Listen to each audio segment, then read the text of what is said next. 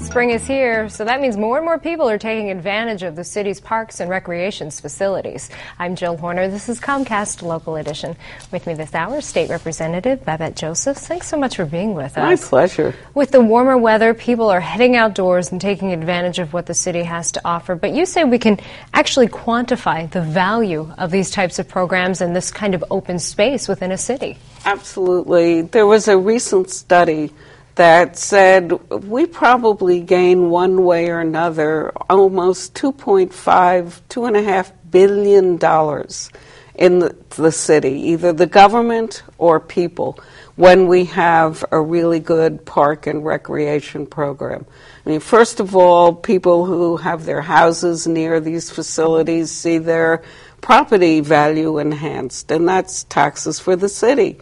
It's healthier for people. That's money saved in air quality mitigation and getting exercise, that kind of thing. Parks hold neighborhoods together. People come together and talk to each other. Teenagers don't get in so much trouble because they have some recreation. I mean, it would be wonderful if Philadelphia were known as the city of parks.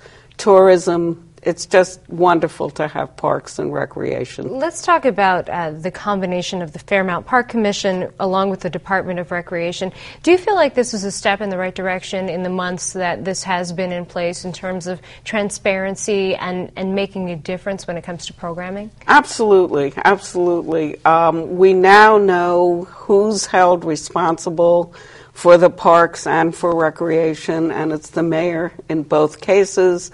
That makes it more transparent, and that helps with accountability.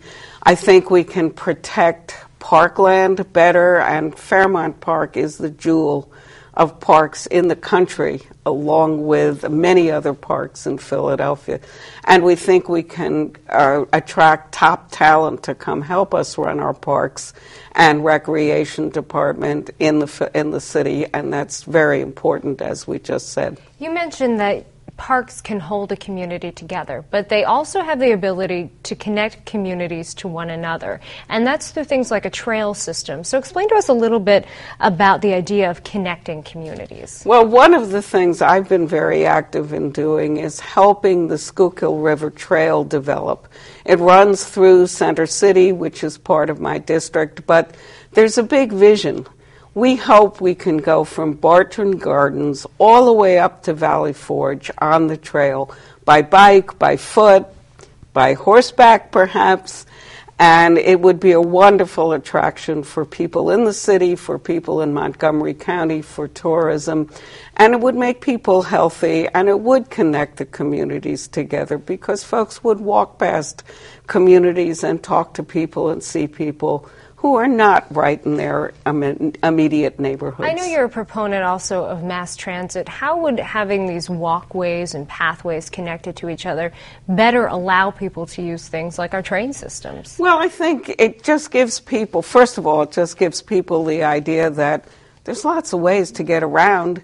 You have feet, you have a bike, you know, people skate. You don't always have to jump in your car. And indeed, the federal government and the state government understand that, and transit and transportation money does go to parks, and particularly to parks that are trails.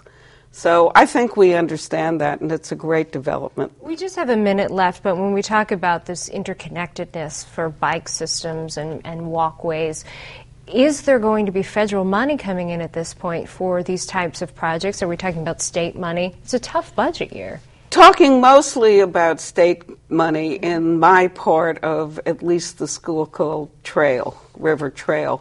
But I believe that there will be federal money as well, because there are a lot of projects that can get started right away and will create jobs, and in the end, they will enhance the environment for everybody. All right, well, thank you so much. Oh, my pleasure. We've been talking with State Representative Babette Josephs. I'm Jill Horner for Comcast Local Edition. For more information, you can go to Comcast On Demand and click on Get Local.